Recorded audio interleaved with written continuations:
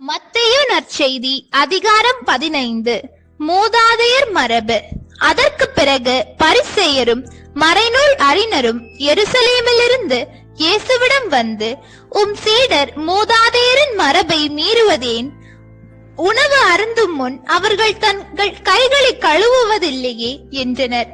அவர் அவர்களுக்கு மறுமொழியாக, நீங்கள் உங்கள் மரபின் பொருட்டு கடவுளின் கட்டளையை மீறுவது ஏன்? கடவுள் உன் தந்தையையும் தாயையும் மதித்து நட என்றும், தந்தையையோ தாயையோ சபிப்போர் கொல்லப்பட வேண்டும் என்றும் உரைத்திருக்கிறார். ஆனால் நீங்கள் எவராவது தம் தாயையோ தந்தையையோ பார்த்து, உமக்கு நான் தர கடமைப்பட்டிருக்கிறது கடவுளுக்கு காணிக்கை ஆயிற்று என்றால், அவர் தம் தந்தையை மதிக்க வேண்டியதில்லை என்று சொல்லுகிறீர்கள். இவ்வாறு உங்கள் மரபின் பொருட்டு கடவுளின் வார்த்தையை பயனற்றதாக்கி விடுகிறீர்கள். வெளிவேடக்காரரே, உங்களை பற்றி பொருத்தமாகவே எசாயா இறைவாக்கு உரைத்திருக்கிறார். அவர், இம்மக்கள் உதட்டினால் என்னை போற்றுகின்றனர், இவர்கள் உள்ளமோ என்னை விட்டு வெகு தொலைவில் இருக்கிறது. மனித கட்டளைகளை கோட்பாடுகளாக கற்பிக்கின்றனர், இவர்கள் என்னை வழிபடுவது வீண் என்கிறார் என்றார். மேலும் இயேசு மக்கள் கூட்டத்தை தம்மிடம் வரவழைத்து அவர்களை நோக்கி, நான் சொல்வதை கேட்டு புரிந்து கொள்ளுங்கள். வாய்க்குள் செல்வது மனிதரை தீட்டுப்படுத்தாது, மாறாக வாயிலிருந்து வெளிவருவதே மனிதரை தீட்டுப்படுத்தும் என்றார். பின்பு சீடர் அவரை அணுகி, பரிசேயர் உம் வார்த்தையை கேட்டு மனவேதனை அடைந்தனர் என்பது உமக்கு தெரியுமா என்றனர். இயேசு மறுமொழியாக, என் விண்ணக தந்தை நடாத எந்த நாற்றும் வேரோடு பிடுங்கப்படும். அவர்களை விட்டு விடுங்கள், அவர்கள் குருட்டு வழிகாட்டிகள். பார்வையற்ற ஒருவர் பார்வையற்ற வேறொருவரை வழிநடத்தினால் இருவரும் குழியில் விழுவர் என்றார். அதற்கு பேதுரு அவரை நோக்கி, நீர் சொன்ன ஊமையை எங்களுக்கு விளக்கும் என்று கேட்டார். இயேசு அவரிடம், உங்களுக்கு இன்னுமா புரியவில்லை? வாயனுள் செல்வது அனைத்தும் வயிற்றினுடே சென்று கழிப்பிடத்தில் வெளியேற்றப்படும் என தெரியாதா? வாய் நின்று வெளிவருபவை உள்ளத்திலிருந்து வருகின்றன, அவையே மனிதரை தீட்டுப்படுத்துகின்றன. ஏனெனில் கொலை, விபச்சாரம், பரத்தைமை, களவு, பொய் சான்று, பழிப்புரை ஆகியவற்றை செய்ய தூண்டும் தீய எண்ணங்கள் உள்ளத்திலிருந்து வெளிவருகின்றன, இவையே மனிதரை தீட்டுப்படுத்துகின்றன. கை கழுவாமல் உண்ணுவது மனிதரை தீட்டுப்படுத்தாது என்றார். கானானிய பெண்ணின் நம்பிக்கை.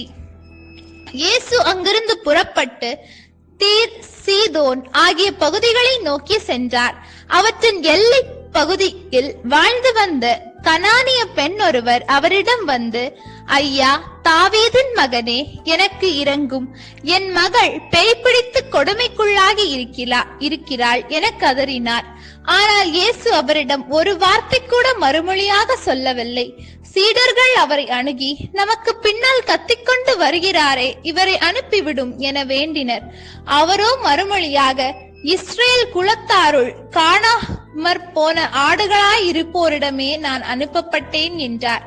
ஆனால் அப்பெண் அவர் முன் வந்து பணிந்து, ஐயா, எனக்கு உதவியருளும் என்றார். அவர் மறுமொழியாக, பிள்ளைகளுக்குரிய உணவை எடுத்து நாய்க்குட்டிகளுக்கு போடுவது முறையல்ல என்றார். உடனே அப்பெண், ஆம் ஐயா, ஆனாலும் தங்கள் உரிமையாளரின் மேசையிலிருந்து விழும் சிறு துண்டுகளை நாய்க்குட்டிகள் தின்னுமே என்றார். இயேசு மறுமொழியாக, அம்மா, உமது நம்பிக்கை பெரிது, நீர் விரும்பியவாறே உமக்கு நிகழட்டும் என்று அவரிடம் கூறினார். அந்நேரம் அவர் மகளின் பிணி நீங்கியது. இயேசு பல வகை நோயாளர்களுக்கு குணமளித்தல். இயேசு அவ்விடத்தை விட்டு அகன்று கலிலேய கடற்கரை வழியாக சென்று அங்கே ஒரு மலையின் மீது ஏறி அமர்ந்தார். அப்பொழுது பெருந்திரளான மக்கள் அவரிடம் வந்தனர். அவர்கள் தங்களோடு கால் ஊனமுற்றோர், பார்வையற்றோர், உடல் ஊனமற்றோர், பேச்சற்றோர் மற்றும் பிற நோயாளர் பலரையும் அவர் காலடியில் கொண்டு வந்து சேர்த்தனர்.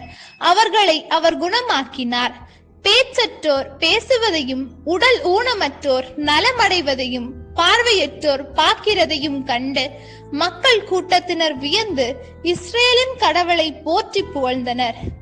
4000 பேருக்கு உணவளித்தல். இயேசு தம் சீடரை வரவழைத்து, நான் இம்மக்கள் கூட்டத்தின் மீது பரிவு கொள்கிறேன். ஏற்கனவே 3 நாட்களாக இவர்கள் என்னுடன் இருக்கிறார்கள். உண்பதற்கும் இவர்களிடம் எதுவும் இல்லை. இவர்களை பட்டினியாய் அனுப்பிவிடவும் நான் விரும்பவில்லை. அனுப்பினால் வழியில் தளர்ச்சி அடைந்து விடலாம் என்று கூறினார். அதற்கு சீடர்கள் அவரிடம், இவ்வளவு திரளான மக்களுக்கு அளிக்க போதுமான உணவு நமக்கு பாலைநிலத்தில் எங்கிருந்து கிடைக்கும் என்று கேட்டார்கள். இயேசு அவர்களை பார்த்து, உங்களிடம் எத்தனை அப்பங்கள் உள்ளன என்று கேட்டார். அவர்கள் 7 அப்பங்கள் உள்ளன, சில மீன்களும் இருக்கின்றன என்றார்கள். தரையில் அமருமாறு மக்களுக்கு அவர் கட்டளையிட்டார். பின்பு அந்த 7 அப்பங்களையும் மீன்களையும் எடுத்து கடவுளுக்கு நன்றி செலுத்தி பிட்டு சீடர்களிடம் கொடுக்க அவர்களும் மக்களுக்கு கொடுத்தார்கள். அனைவரும் வயிறார உண்டார்கள். மீதியாய் இருந்த துண்டுகளை 7 கூடைகள் நிறைய எடுத்தனர். பெண்களும் சிறு பிள்ளைகளும் நீங்களாக 4000 ஆண்கள் உண்டனர். பின்பு அவர் மக்கள் கூட்டத்தினரை அனுப்பிவிட்டு படகேறி மகத நாட்டு எல்லைக்குள் சென்றார். ஆண்டவரின் அருள்வாக்கு. இறைவா உமக்கு நன்றி. நம் அன்பு கடவுளின் ஆசியும் அருளும் இன்னும் பலருக்கு கிடைக்கப்பெற ஹோலி பைபிள் தமிழ் சேனலை சப்ஸ்கிரைப் செய்துவிட்டு இந்த வீடியோவை லைக் செய்யவும், மேலும் உங்கள் உறவினர் மற்றும் நண்பர்களுடன் ஷேர் செய்யவும். நன்றி.